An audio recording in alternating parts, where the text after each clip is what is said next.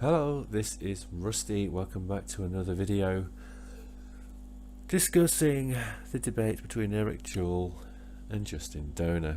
The second point I want to raise is Eric's latching onto the idea of dark matter and the idea that it's some kind of force that's omnipresent, omnipotent, etc., etc. I think you can see where that's going. Let's listen to the soundbite first. You know what? I would challenge you to sit down and actually revisit this conversation and see who's been talking longer.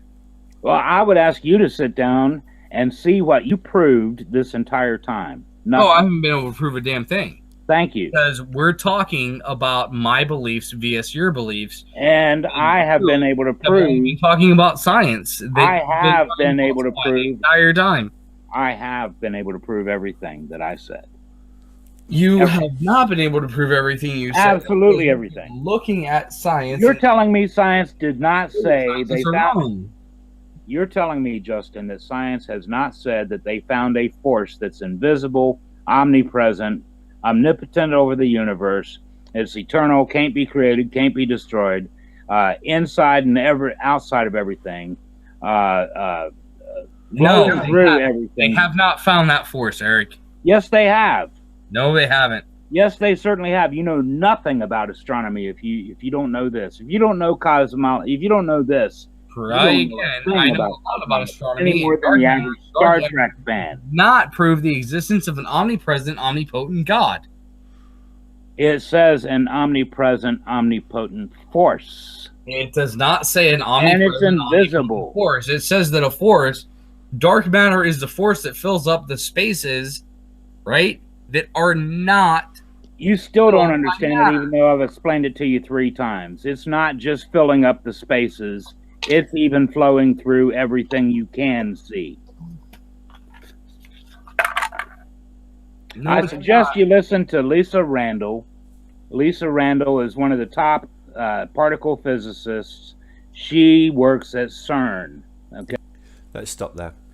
Okay, so dark matter isn't a force at all. Dark matter exerts force due to the laws that we understand already, mass, gravity, so forth. So if you have a mass like dark matter in the universe, then it would stand to reason that it would have a gravitational attraction with other masses, because we've observed that. Unfortunately, we haven't observed it with dark matter masses because we can't see the bloody things.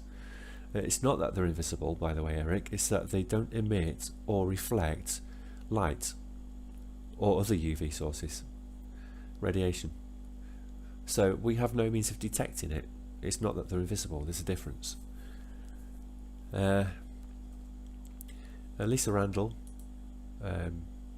spends a lot of time investigating dark matter, but she discusses the concepts of dark matter rather than saying that it's proof or evidence or so forth.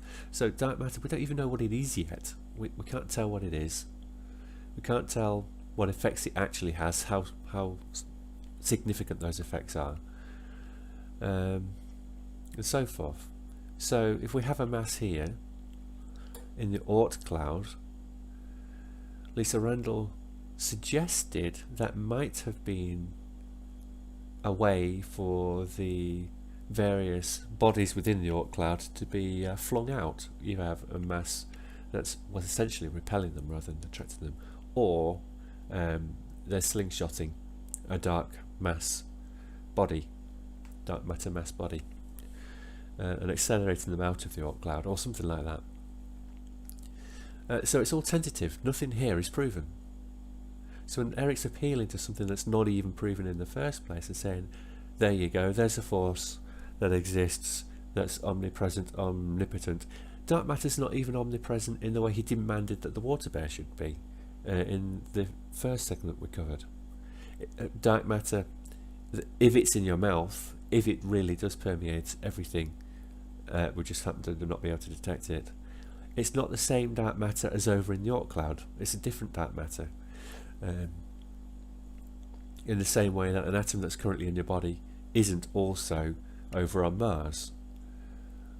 You'd have to get down to quantum entanglement to start thinking along those lines. And again, even in quantum entanglement, those particles aren't present everywhere at all times, which is what the theological definition of omnipresent is, which is what Eric brought up against the water bear. The water bear is not present everywhere at all times. So I just thought that was worth mentioning as the second segment from this debate. I'll see you next time. This is Rusty.